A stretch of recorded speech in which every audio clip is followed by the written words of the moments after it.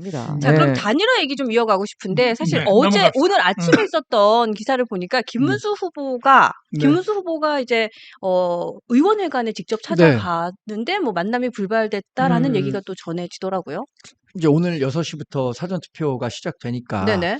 사실상 마지노선은 저는 사전투표 전이라고 네. 봤습니다. 물론 뭐 음. 김문수 후보는 본투표 전까지도 단일화에 나서겠다, 그런 노력을 하겠다라고 했지만 네. 사전투표가 지금 추세대로라면 거의 본투표를 넘는 투표율을 기록할 것 같아요. 지금 추세대로라면 한 40% 나올 수도 있을 야, 것 그러니까 같거든요. 나올 것 같아. 아니 왜냐면 지금 우와. 10% 기록했는데 와. 이게 사상 최고 행렬을 기록하고 있어요. 아. 평일에 그 실시되기 때문에 평소보다 좀 낮을 것이다 이렇게 예상했는데 어쨌든 사전투표는 이제 유권자들에게 제도적으로 문화적으로 완전히 자리 잡았다고 봅니다. 네. 사전투표가 되기 전에 어떤 식으로든 김문수 후보는 정치적인 진정성, 제스처를 이준석 후보에게 또 우리 당 지지자에게 보여줄 필요가 있었을 겁니다. 그래서 이준석 후보가 자기 집에 머물지 않겠다고 했거든요. 이렇게 집으로 찾아올까 봐. 네. 그렇다면 뭐 현실적으로 어디에 있겠느냐. 그게 또 전략회의 때문에 이준석 후보가 국회에 있다라는 이야기를 듣고 실제 한번 만나러 가셨는데 만남이 이루어지지 못했고 전화통화도 이루어지지 않은 거죠. 저는 사실 처음부터 이번 단일화는 굉장히 어려울 거로 봤고 지난 총선에서 이준석 후보가 당선될 때부터 다음 대선이 치러졌을 때 이준석 후보의 몸값을 과연 얼마를 쳐줘야 되느냐, 보수정당의 후보가 네. 이런 문제에 직면할 것이라고 했는데 그게 현실이 된 거죠. 그래서 낸 건 게 뭐 40대 총리론이나 공동정부, 내각 구성의 절반은 이준석 후보에게 줄 수 있다 이런 얘기까지 했는데 뭐 여러 면에서 이준석 후보는 이거 받아들이기가 어려웠을 거예요. 그거는 저는 한동훈 전 대표가 얘기한 부분에 대해서 김문수 후보가 외면한 부분도 책임이 있다고 생각합니다. 그렇죠. 거기서부터 그러니까 출발이라고. 윤석열 전 대통령과의 절연, 네. 수구 세력과의 단절, 네. 부정선거 세력과의 그렇죠. 단절, 네. 이거 다 얘기했는데 네. 이게 사실 이준석 후보도 공통적으로 얘기하는 거예요. 맞습니다. 맞아요. 그러면 제가 사실 김문수 후보였다면 못 이기는 척 김용태 비대위원장과 한동훈 전 대표의 이야기를 지렛대 삼아서 네. 나는 뭐 못 이기는 척 등 한동훈 전 떠밀린 척. 대표도 네. 이렇게 얘기하고 김용태 비대위원장도 이렇게 얘기하니까 네네.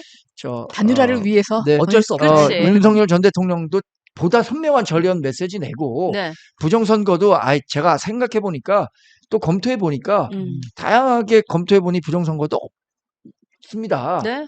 이렇게 얘기를 했다면 오히려 이준석 후보를 더 압박할 수 있는 계기가 될 수 있었어요. 그치. 내가 이렇게까지 양보했는데 내가 갖고 있었던 그동안의 그 철학까지 바꿔가면서 그렇죠. 단일화를 위해 노력했는데 왜 안 하냐 이렇게 압박 강도를 높일 수 있었을 것 같은데 그러지 못한 게 단일화로 더 진전되지 못한 가장 근본적인 원인 아니었나 생각이 듭니다. 그러면서 사실은 아쉬워요. 뭔가 애골복골 목매는 모습을 보여줌으로써 이준석의 몸값만 더 올려준 게 아니냐라는 비판도 사실은 받고 있거든요. 그러니까 거기에 대해서는 국민의힘에서 혹은 김문수 캠프에서 뭔가 전략적인 접근에서는 좀 떨어진 게 아니야라는 비판도 있습니다. 맞습니다. 그래서 이게 우리가 단일화 전략 말고는 네. 그러면 어떤 전략을 내걸었냐. 단일화가 어렵다는 걸 알면서도 지나치게 단일화에만 집착했던 것 아니냐. 그래서 최근에 나온 게 이제 이른바 자강 모델이에요. 자강 모델. 3자 구도에서 어떻게 이길 수 있는가. 네.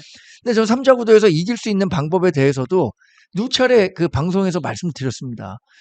동탄식의 3자 모델에서는 이준석 후보든 김문수 후보든 성공하기가 어려워요. 쉽지 않다. 네. 근데 부산 수영구에서 있었던 3자 모델이 구현된다면 그렇죠. 우리가 당선될 수 있거든요. 네네. 부산 수영구는 장해찬이 나왔었어요. 맞아요. 장해찬이 공천까지 받았었는데 공천 취소되고 네. 마지막까지 무소속 후보로 뛰었습니다. 네.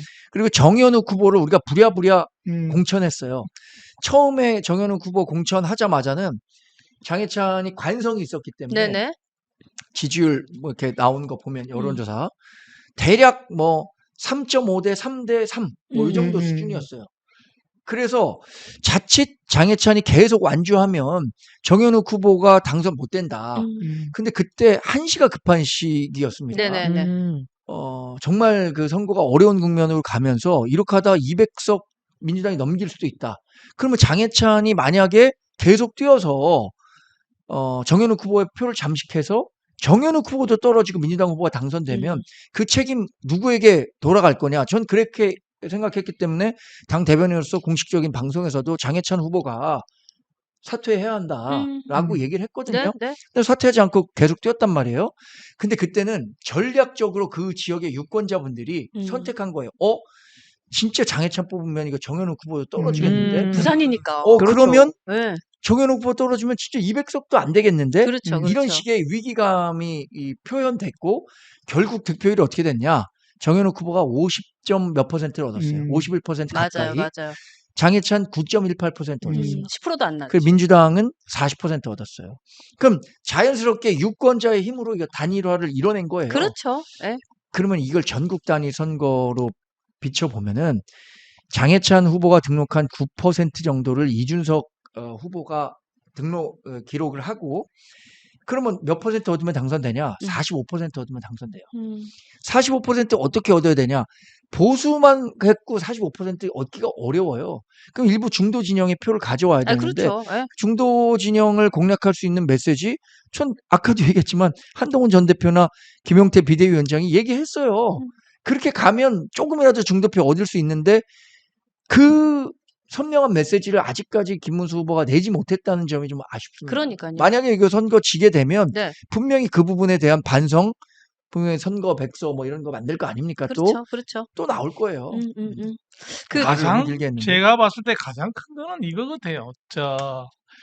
우리 김문수 후보가 대통령 되고 싶어하는 그런 간절함이 없다. 간절함이 있으면 저렇게 뒷북만 치고 다닐 거냐.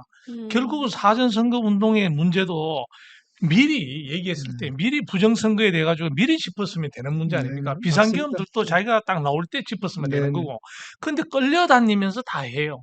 그리고 예를 들자면 우리 이준석 후보 만나는 것도 미리 좀 만나면 되잖아요. 맞습니다. 미리 찾아가 가지고 옛날에 그 노무현 시절 때 우리 정몽준 씨 찾아가서 집 앞에 가서 돌아오는 것처럼 미리 하면 될 건데 늘 끌려다니다가 다 시간 놓치고 분위기 뭐 엉망되고 이럴 때 이제 그때 또 따라가는 겁니다. 맞습니다. 그러니까 내가 봤을 때 스스로가 이 대선을 망쳐먹는 것 같아요. 내가. 그렇죠. 그래 안 하고는 어떻게 이렇게 할 수가 있겠습니까? 그러니까 이제 저런 그렇죠. 모습 보면은 누가 보더라도 단일화를 하고자 하는 의욕이 있어야 하는 게 아니고 마지못해서 주변에서 하니까 억지로 갔다. 그것도 밤 12시 자정이 다 돼서 가는 모습은 그것도 사전투표 하루 앞날을 두고 우리 탁 아저씨 말씀하셨듯이 그런 것들 미리 사전에 후보 1대1로 만나서 한번 대화를 한번 해보자라고 해서 어떤 그런 원하는 게 무엇이냐 내가 들을 수 있는 부분이 뭐냐 서로 후보자끼리 얘기를 해야 되지 그 뭐 비서실장이나 이런 사람들 라디오 나와가지고 이준석을 들었다 놨다 얼마나 괴롭혔습니까? 그렇죠. 스토커도 아니고. 그렇죠. 그리고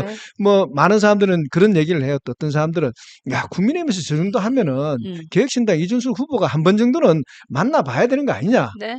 라고 얘기를 하는데 요즘 세대가 틀리지 않습니까? 요즘 젊은 세대는 싫으면 안 만납니다. 맞아요. 그거 왜 만나요? 네. 내가 싫은데? 맞습니다. 그 옛날 그런 구시대 사고방식을 가지고 자꾸 접근을 하다 보니까 되는 일도 망치는 그런 경우를 만든 것 같아요. 일단 캠프의 참모들이 맞아요. 너무너무 뒤떨어져 있습니다. 그러니까요. 참모들이. 네. 그리고 저는 진짜 가끔씩 하는 거 보면 석동영 씨를 뭘 한다든지 뭐 욕계리를 얘기 나온다든지 또 우리 뭐 장해찬 있다. 이런 여러 가지 이래 보면 윤상현 씨 이런 행동을 이래 보면 결국은 국힘에 작통당을 투입시키는 그런 역할 외에는 특별한 게 뭐 있겠나 그런 생각도 들어요. 맞습니다. 결국은 국힘을 더 망쳐놓는 꼴이 되지 않을까 이런 염려도 좀 개인적으로 좀 생기는 겁니다. 아니 근데 어떤 얘기까지 들리냐면 제가 대변인이 오셨으니까 이거 여쭤보고 싶은데 그러니까 많은 지지자분들 저희 구독하시는 분들이 이런 얘기도 하셨어요. 그러니까 아니 근데 당에서도 혹은 김문수 후보 캠프에서도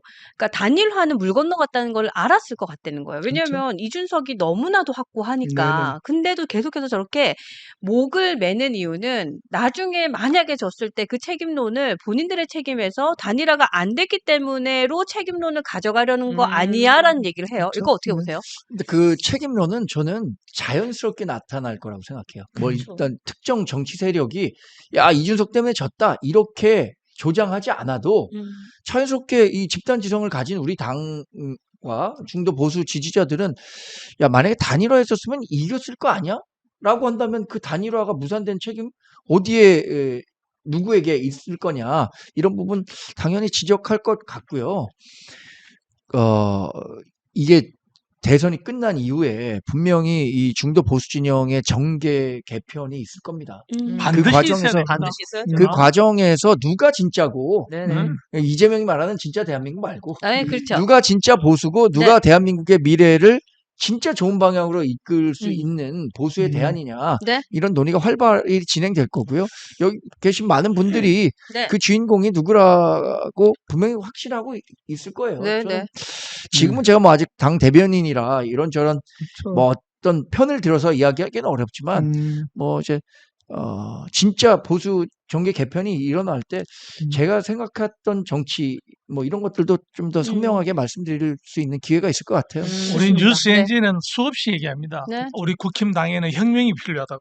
그러니까요. 혁명이 필요한 수준이다. 저는 음. 그렇게 생각하고 있습니다. 아, 지금 제가 이제 요거 중간 평가처럼 한번 얘기를 좀 해주고 싶은데, 아, 그래요? 일단, 네, 저희가, 여론조사니까. 네네네. 어제부터, 네, 명태균의 저희가 대항마로 야. 일일 티키타카 동태 조사를 진행하고 있는데요. 자, 오늘의 주제는 지금 한 번 더 띄워주시겠어요, 감독님? 네, 오늘의 주제는 여러분들 댓글창에서 확인을 하실 수가 있고요. 친윤들의 만행 중 가장 당신을 열받게 하는 것이 무엇입니까? 지금 4가지, 네, 보기를 드렸는데, 현재 시간 기준으로 1169분이 투표를 하셨고요. 네, 지금 투표율이 쭉 올라가고 있습니다. 여러분들, 저희가 2시 반까지 투표를 진행할 예정이니까 많이 아직도 안 하신 분들은 참여해 주시면 좋을 것 같습니다. 자, 그리고 저희가 이제 그 우픈 현실 웃고 갑시다 코너를 지금 좀 하면 어떨까 싶어요. 아, 좋습니다. 괜찮아요? 그럼, 네. 그러면 우픈 현실 감정을 좀 사귀고.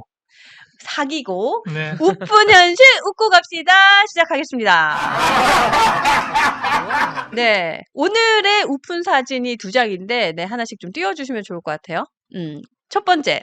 요게 지금 명태균 씨가 올린 거예요. 야. 명태균 씨가 올린 건데, 젓가락 이슈는 무엇으로 덮나? 1번 숟가락, 2번 단일화, 3번 명태균, 4번 기자회견. 다 댓글에 답을 달아주세요. 이런 걸 올렸어요. 근데 이제 요거 앞서서, 네, 앞서서 며칠 전에 올렸던 것도 하나 있거든요. 그거. 자, 명태균 씨가 올린 글인데, 세상에서 가장 아름다운 꽃은 1번 무궁화, 2번 단일화. 자, 일단 이분이 이런 메시지를 내고 있는 이유가 무엇인지 저는 좀 소통을 해보고 싶었어요. 혁정 기자, 김 네네. 기자. 탁종 기자님. 명태균 씨는 자타공인 선거에 있는 사람들 중에서 자기가 대한민국의 최고의 선거 전문가라고 스스로 자부하는 분이고요. 네.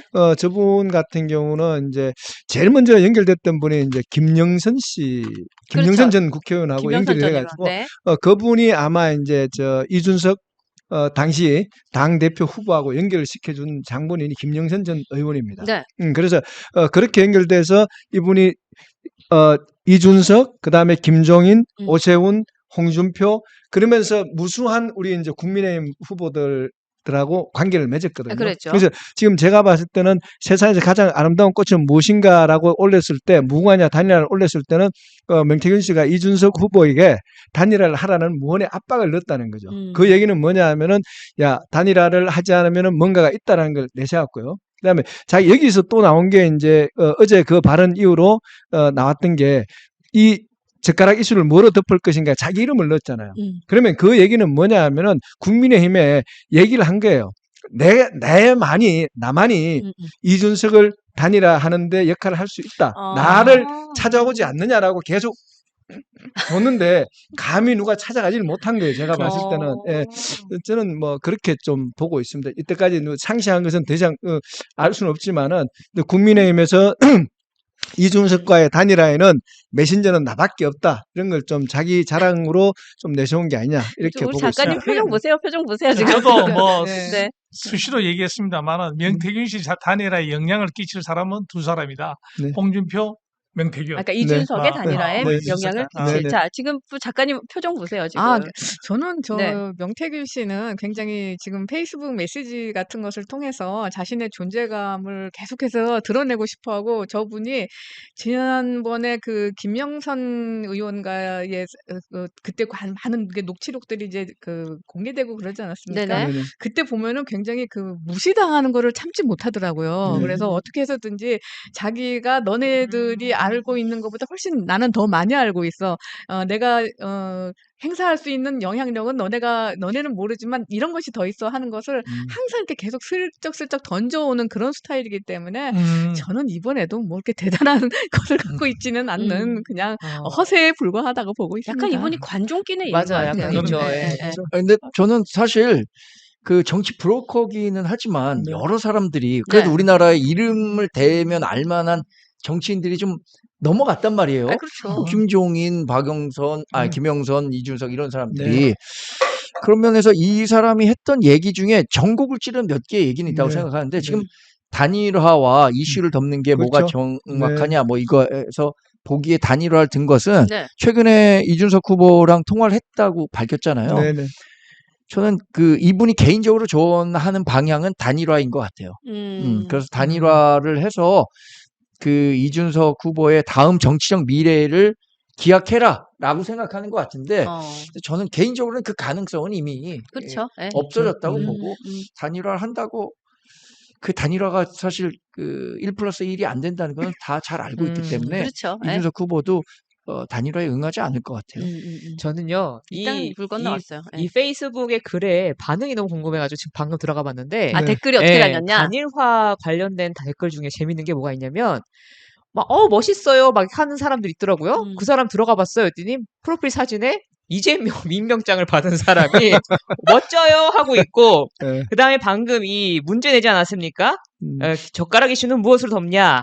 57분 전에 명태균 아내분께서 댓글을 달았습니다. 아, 그래요? 그래요? 4번 기자회견 함 가자 여보 이렇게 네 댓글이 달려 있다. 네, 아, 참 그래요? 재밌네요. 네. 그러니까 생각보다 그렇게 댓글이 많거나 하지 않아요. 그 맞아요. 명태균 씨 페북에 이게 일단 좋아요도 한번 많지 않고요.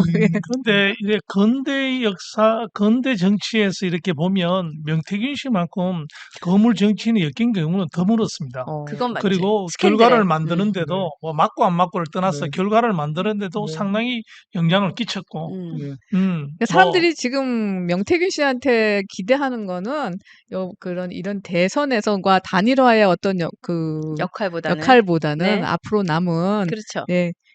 김건희 씨의 특검 조사 과정에서 이분이 갖고 있는 많은 자료가 아직 무엇이 남아 있는가 거기에 더 궁금증이 있지 않을까 예. 생각합니다. 그러니까 관심을 받고 싶으면 황금폰 얘기를 해야지. 예. 지금 단일화 얘기에서는 관심이 없어요. 뭐 우리 관심도 있겠지만 우리 단일화를 바라는 우리 국힘의 많은 당원들은 이런 생각도 가지고 있지. 명태균 씨가 무언가 무기를 가지고 있다. 그러면 그 말 들을 수밖에 없는 이 시기에 명태균 입에서 어떤 얘기가 나오면 전화를 이렇게 명태균 씨의 전화를 받는 거 보면 그렇죠. 참 쉽지 뭔가가 그래도 구린 것이 있는 거 아니냐. 있긴 있구나. 있긴 있구나. 그러면 좀 그래도 가장 영향력 있는 사람 중에 한 사람 알겠나. 그래서 단일화에 좀 가까워질 수 있는 기회가 있을까 이런 생각했는데 그것도 지금 이래 봤을 때는 큰 것이 네. 나오지 않네요. 그러니까요. 하여튼 타카 아저씨는 그렇게 받고 요거는 조금 더 지켜보면서 추이를 보도록 하겠습니다.